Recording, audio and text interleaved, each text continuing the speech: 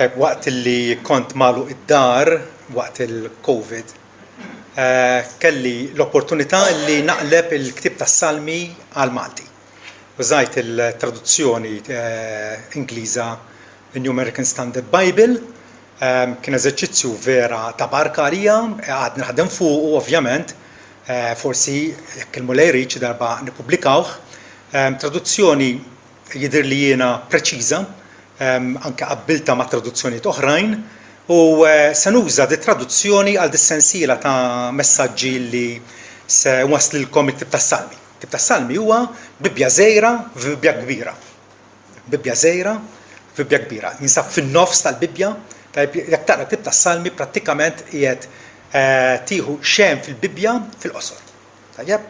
Hemm salmi pjuttost ħfief biex tifhimhom bħal Salm 23 mulej warraj tiegħi xa ma joqosni. Però hemm salmi daqsxejn tqal u sfidanti bħal huwa Salm 2, is-salm illi se nikkonsidraw flimkien illum. Salm 2 huwa salm messjaniku li jitkellem dwar il-Messija. Tajjeb, hemm diversi salmi dat-tip.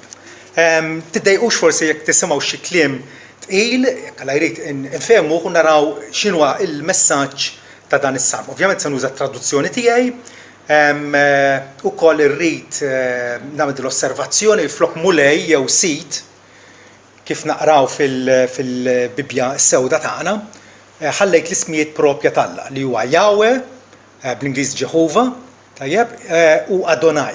Yahweh huwa l-isem personali tal-Alla, il-Jinu, tajjeb, u Adonai tfisser sit. Okay? Huwa titlu il-Bibbja tagħti sikwit lill-Alla. Tajjeb? Forsi dan il-lingwaġġ traskurajnih xi ftit, però tajjeb illi nkunu nafu fejn il-Bibbja tuża Yahweh, fejn Adonai. Tajjeb għaliex hekk nkunu aktar preċiżi. Ħanaqraw is-salm flimkien. Li jitkellem dwar it-trionf u s-saltna tal-Messija. Għaliex il-ġnus jinsabu ħamba waħda u l-popli jikkomplottaw ħaġa firħa. Is-slatin tal-art jieħdu posthom u l-mexxejja jikkonsultaw flimkien kontra Yahweh u kontra l-unzjonat tiegħu, jew kontra l-Messija tiegħu. Ħanqattaw l-irbit tagħhom u narmu l-ħbula tagħhom minnha. Dak li jpoġġi fis-smewiet jidħak. Adonai jitmasħar bihom. Imbagħad se jkellimhom fir-rabja tiegħu u jwerwirhom fil-furja tiegħu. Jgħidlek, Alla l-Missier qed jgħidlek. Iżda nkwantu jien installajt is-sultan tiegħi fuq Sion, il-muntanja imqazza tiegħi. Issa Ġesu ħajtkellem, Messija ħajtkellem u jgħid d-diskors. Żgurament se ngħid dwar id-digriet ta' Yahweh, Alli inti ibni, illum nissiltek. Itlobni u jien żgurament għad natik in-nazzjonijiet bħala wirtek u tru fl-art bħala il-possediment tiegħek. Inta tkissirhom b'virga tal-ħadid. Inta ittertaqhom bħal fuħħar. U issa s-salmista jerġa' jitkellem u jappellana u jgħidilna: issa mela oslaten uru disċerniment, kunu mwissija ħalfin tal-art. Imu lil Yahweh b'riverenza u firħu bir-roda. Għamlu omaġġ lill-liben. ċertu traduzzjoni tagħek jagħtuha busu lill-liben. Busu lill-liben. Li ma jirrabjax u tintilfu fit-triq għax għadbu malajr jista' jitkebbes. Kemm huma mbirka daw kollha li jsibu refuġju fih. Missi tasmawit nitolbuk sabiex tatina l-erf tiegħek, tatina l-illuminazzjoni tal-Ispiritu tiegħek ħalli nifhmu napprezzaw x'qiegħed jingħad f'dan is-salm tant importanti sabiex aħna narfu x'inhu lan tiegħek għal id-dinja u kif inti mulej qiegħed tiġbor għalik nies u tiffurmhom f'saltna eterna għalik innifsek. Saltna li fuqha inti qed libnek stess bħala s-sultan tagħhom. Grazzi missier tal-li inti ukoll tajtna widnej li jisimgħu, tajtna fehma, nitolbuk sabiex il-kelma tiegħek jirnexxielna naħbuha fi qlubna, sabiex tkun kapaċi tikkonfermana matul il-mixja tagħna. U dan tolbuh f'ġibnek Sidna Ġesu Kristu. Amen. Tajb, meta wieħed Etjopjan kien fuq il-karru tiegħu miexi fid-deżert u ltaqa' Filippu miegħu u stiednu biex jitla' fuq il-karru u kien qed jaqra l-profeta Eżajja u l-Etjopjan saqsih dwar min qed jitkellem, dwaru nnifsu jew dwar xi ħadd ieħor. Il-pass li kien qed jaqra kien qed jitkellem dwar il-qaddej ta' Jahwe li jsofri, the suffering servant. U għallu fuq min qed jitkellem. U importanti meta naqraw l-iskrittura li nsaqsu għad il-mistoqsija. Hawnhekk dwar min qed jgħid. Tajjeb? F'dan is-salm illi isemmi s-sultan ta' Jahwe. Minu? Ovvjament huwa Sidna Ġesu Kristu li huwa bin David. David kien sultan u Alla wieħed il David illi minn nislu stess se għajjem sultan illi jaħkem fuq il-poplu tiegħu. Għabek naraw illi għallu dan il-wedi ta' Alla mogħtija lil David jitwettqu finalment f'Sidna Ġesu Kristu. Dan is-salm huwa dwar Kristu. Għalhekk insejħu l-salm messjaniku. Messija, nfakkarkom, tfisser wieħed unzjonat, wieħed midluk biż-żejt imqaddes. Tajjeb, dari, fit-Testament il-Qadim, meta kien jilħaq sultan, kienu jidilkuh biż-żejt imqaddes. Tajjeb, biex jikkonsagrawh jew jiddedikawh għal dik il-kariga ġdida tiegħu. Tajjeb, Ġesu huwa nsejħulu il-Messija tal-Alla, Pietru hekk stqarru.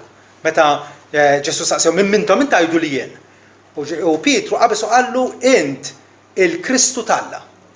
Int il-Messija tal-Alla, l-unzjonat tal-Alla. Dak li Alla warrab tajjeb u ikkonsagrah biex ikun il-profeta l-kbir tagħna li waslinna il-verità mis-sema, il-qassis il-kbir tagħna li offra sakrifiċċju wieħed għal maħfra tad-dubietna kif ukoll is-sultan tagħna li jaħkem fuqna u jipproteġina. Il-Knisja Bikrija fi żmien l-Apostli għarfet mill-ewwel li dan is-salm jitkellem dwar Ġesu Kristu. U din hija xi ħaġa li għandha taċċitana, għandha tferraħna meta nirrealizzaw illi dak li Alla wettaq fi Kristu kien ilu li ħabbru minn qabel, anke sa 1000 sena qabel, tajjeb permezz ta' das-salm u oħrajn bħalu, permezz ukoll tal-kitbiet tal-profeti. Dak li ġara fil-Palestina 2000 sen ilu, il-fatt li twielet Marija weldet tarbija, tajjeb, u dan it-tfajjel għex f'Nazaret u finalment ħareġ jippriedka s-salta Alla u mbagħad kien mislub fuq salib u mqajjem wara 3 ijiem ma kinux ħwejjeġ li saru frokna Alla ddikjarahom minn qabel.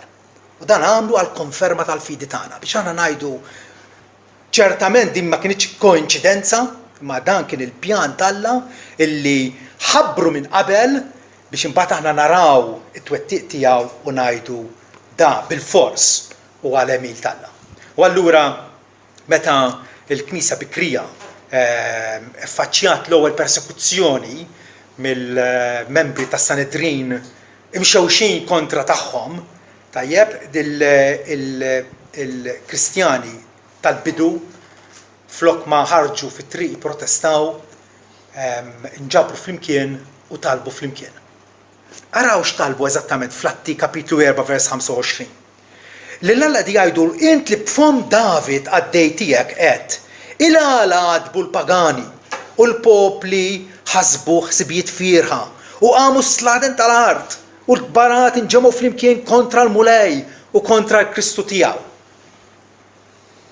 Ikollok tqabbel tad-diskors ma' Salm 2 eżattament qed jikkwataw das-salm u jarfu li iva Ġesu ta' Nazaret huwa dak il-Messija għaliex ta' bilħaq inġemgħu flimkien kontra t-tifel qaddis tiegħek Ġesu li inti dlikt, li inti unzjonajt, iddikjarajtu bħala Messija tiegħek, sew Erodi u kemm Pilatu mal-ġentili u l-poplu ta' Iżrael biex jagħmlu kull ma idejk u l-fema tiegħek għataw minn qabel illi għandu jsir. Mela hawnhekk maħniex qegħdin nittrattaw ma' affarijiet li forsi ġraw b'koinċidenza. Ma dan huwa il-pjan Alla illi iddetermina illi hekk għandu jsir. Anke l-Apostlu Pawlu meta ippriedka f'waħda mis-sinagogi f'kapitlu 13 tal-Atti jgħidilhom aħna nħabbrulkom aħbar ta' ferħ. Kif il-wieda magħmula l-missirijietna Alla wettaqa' magħna u liedhom billi reġa' qajjem il-Ġesu mill-mewt bħalma huwa miktub fit-tieni salm jgħid. Qed jirreferina għal dan is-salm u jikkwota minnu int ibni illum nissiltek. Meta Alla qallu int ibni illum nissiltek, Pawlu qed jifhimha bħala referenza indiretta għal qawmien mill-mewt ta' Kristu, tajjeb, u għal qajmu mill-imwiet biex issa qatt ma jerġa' jara taħsir għalhekk nagħtikom il-ħwejjeġ qaddisa ta' David li huma żguri. Il-wedi li Alla ta' għadda lil David prinċipalment illi wieħed dixxendent tiegħu kellu ipoġġi fuq it-tron tiegħu u jirrenja għal dejjem ta' dejjem. Dik il-weda Alla wettaqa u qiegħed iwettaqa permezz ta' ibnu Ġesu Kristu. Quddiem xenarju ta' ribellioni kontra Alla. Tħossu għadin illi qegħdin ngħixu f'dinja illi hija ribelluża kontra Alla, illi hija mxewxa kontra Alla, il-ġnus jaraw kif jagħmlu biex jesprimu l-għadwa u l-avversità u l-mibeda tagħhom li Alla. Ma jridux illi l-Alla ikollhom x'jaqsmu magħhom. Araw l-ewwel 3 versi tas-Salm. Għaliex il-ġnus jinsabu ħamba waħda? U qed isaqsi dan bħalli kieku x'sejr nexxielhom jagħmlu billi qegħdin jirrebellaw kontra l-omnipotenti, kontra Alla li jista' kollox, li jista' kollox. U għaliex il-popli qegħdin jikkomplottaw ħaġa firħa.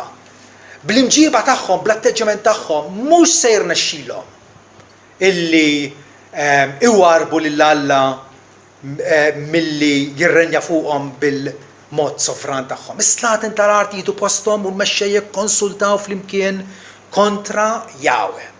Din hija hawnhekk għandna ħanejdu hekk tixwixa waħda unifikata meta d-dinja titkellem dwar meta l-Bibja titkellem dwar id-dinja dik hija s-sistema antikristjana nies illi kważi minn ma jafu huma ingannati mix-xitan biex jopponu lill-Alla. Jopponu l dak l-istess ħallieq tagħhom li ġabu fid-dinja u tom il-ħajja. Din hija xi ħaġa insensata. Dan huwa ġenn. Għaliex hawnhekk jgħid il-popli qed jikkomplottaw ħaġa fierħa. Ħaġa illi qatt ma tista' tirnexxi. Qatt ma tista' tirnexxi. Għaliex għax is-salta ta' Kristu. Is-saltna li Alla ta' lill-Kristu biex jaħkem fuqha hija saltna stabbli u tibqa' sħiħa minkejja it-tnassis u l-avversità tal-għadu. In-nies mitlufa il-Bibja tiddeskrivihom bħala edewwa tal-Alla. Hekk konna aħna wkoll. Konna avversivi. Edewwa tal-Alla bl-opri ħżiena tagħna. U anke f'moħħna fil-mentalità tagħna. Hawnhekk però Alla jagħtina tama. Alla għandu sultan, das-sultan poġġi fuqna u huwa favur das-sultan.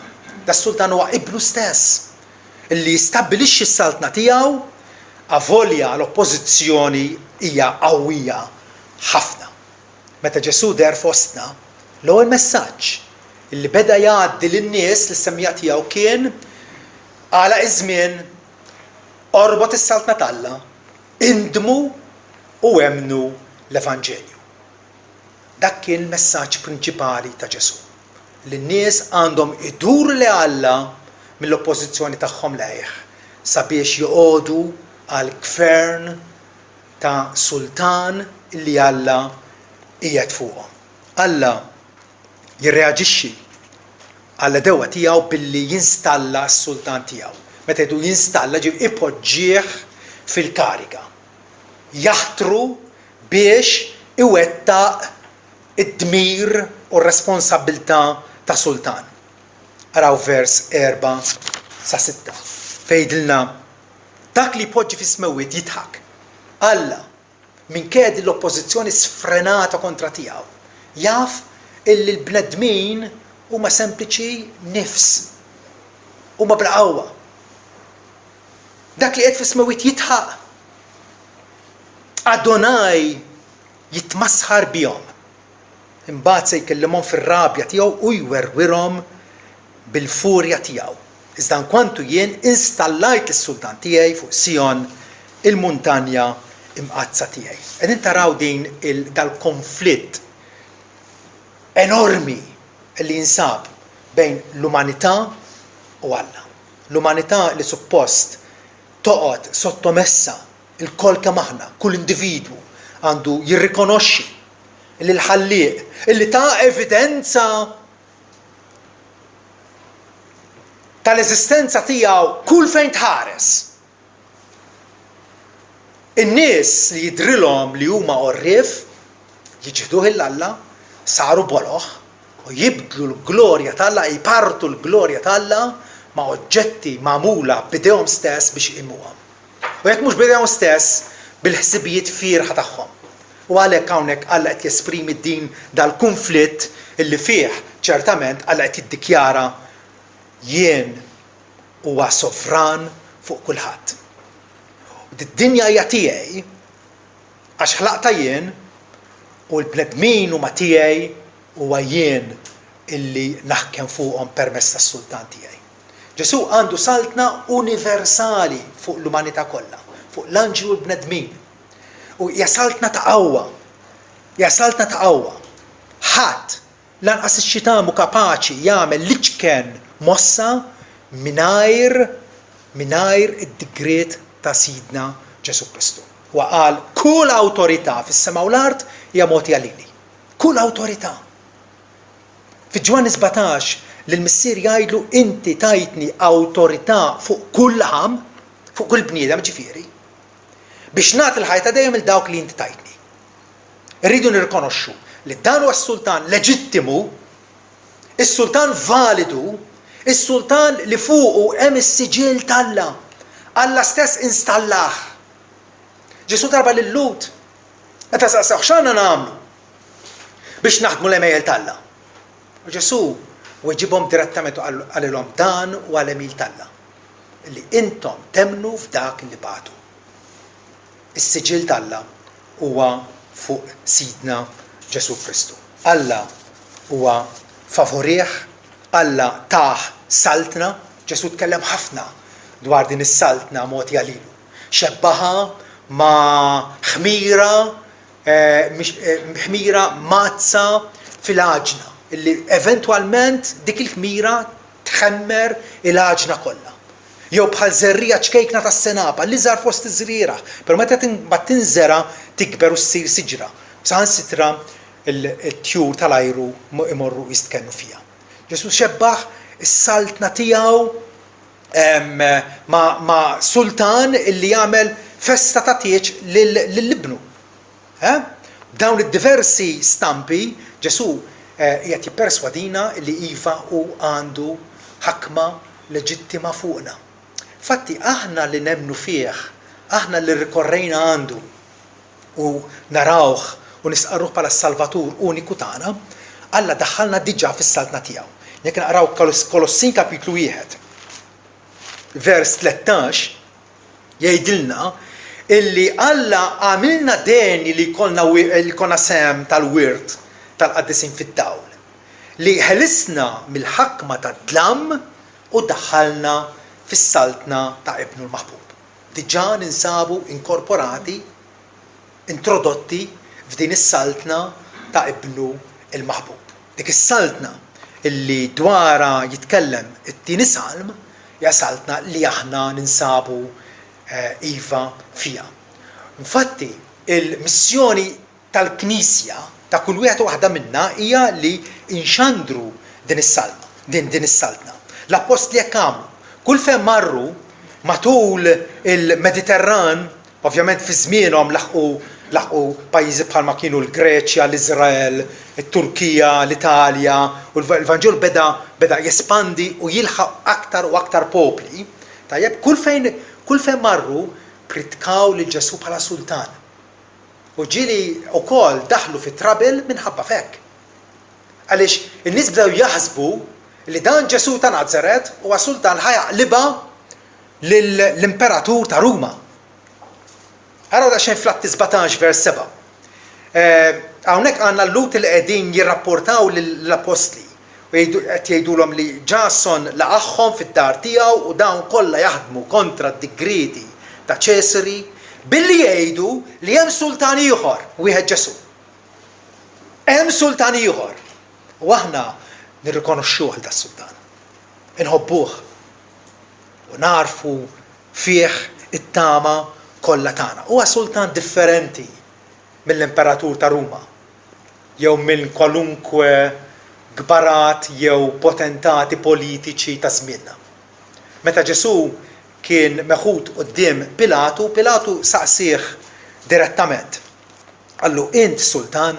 Għax Pilatu dak li kien ovvjament fil-kompitu tiegħu illi jara illi l-Imperu Ruman ma jkollu ebda teddida minn xi rewwixti oħra.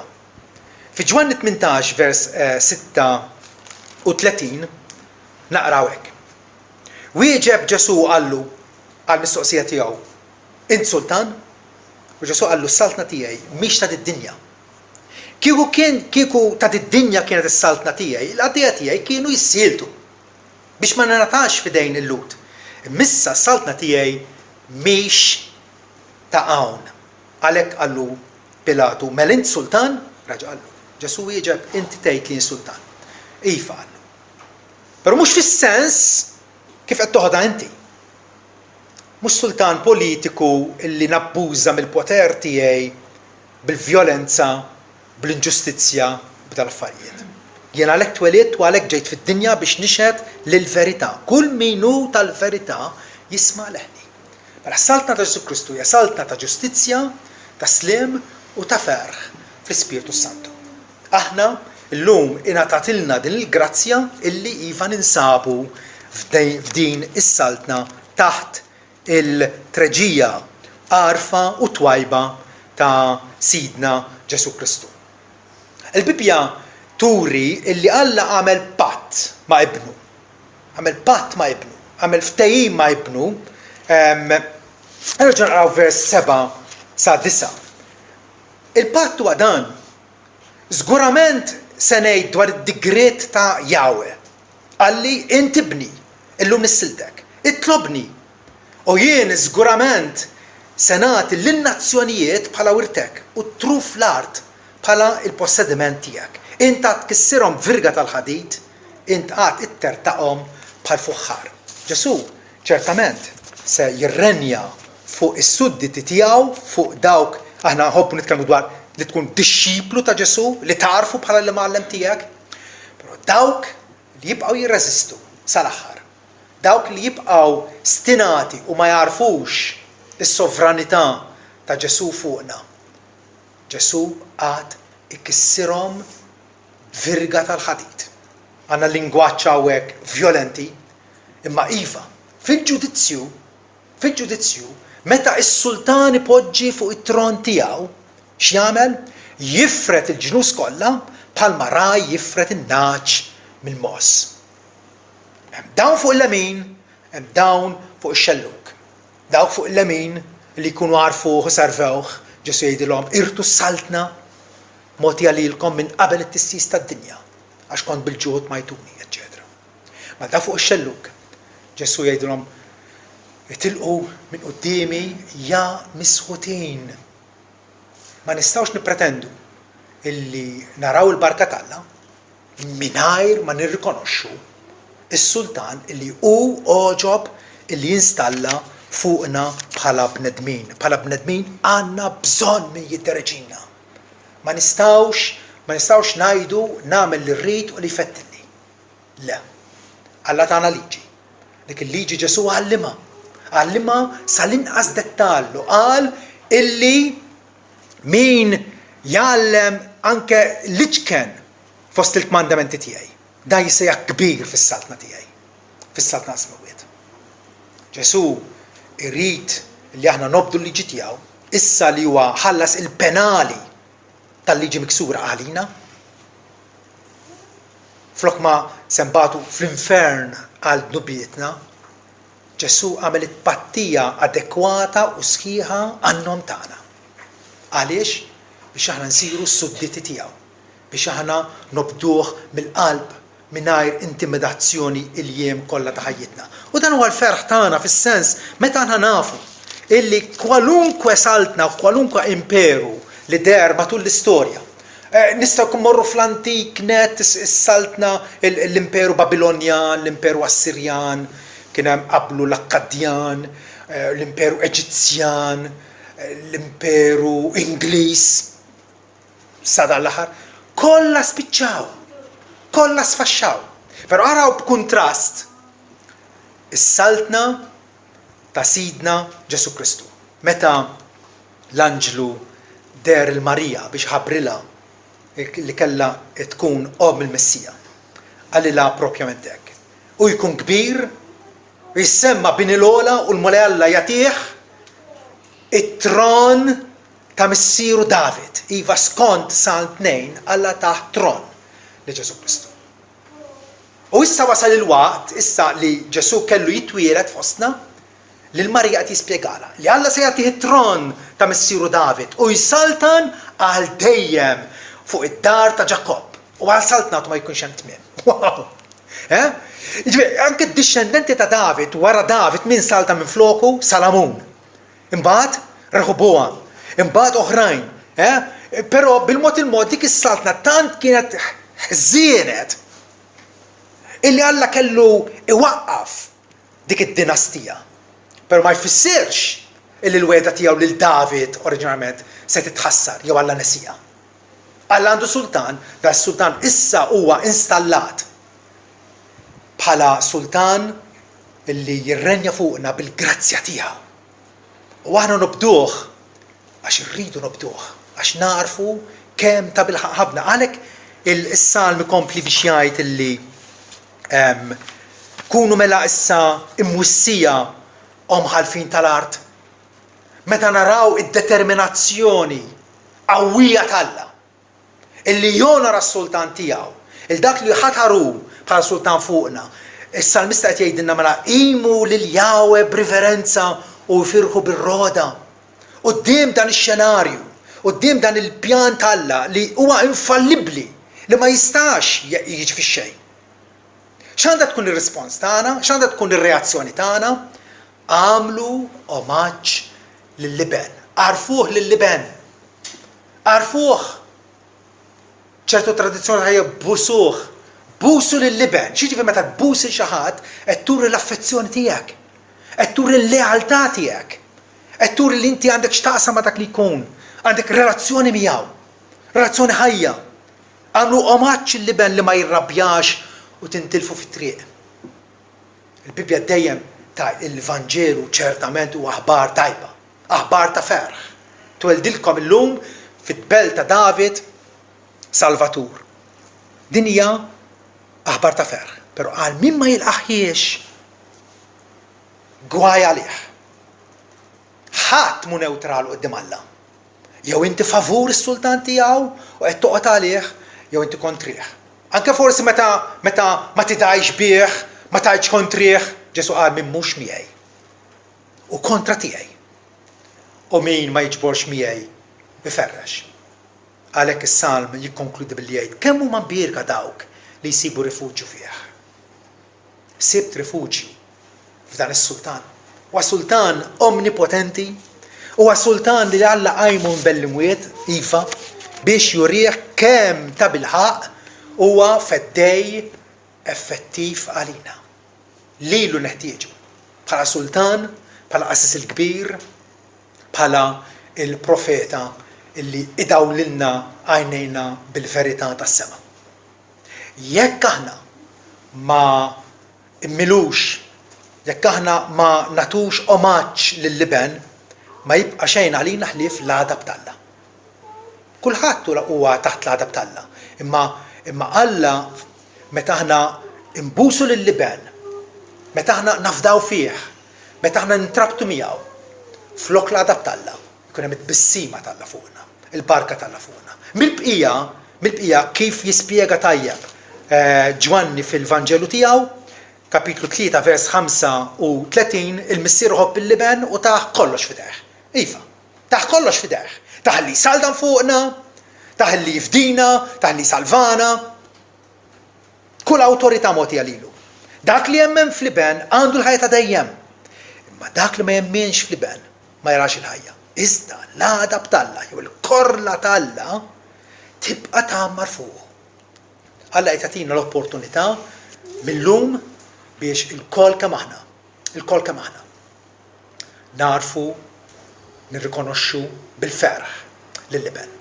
U jkun ukoll il-privileġġ tagħna illi dan it-tarif li aħna irċivejna għal paċi ta' ruħna nkunu wkoll kapaċi ngħaddu il-ħaddieħor.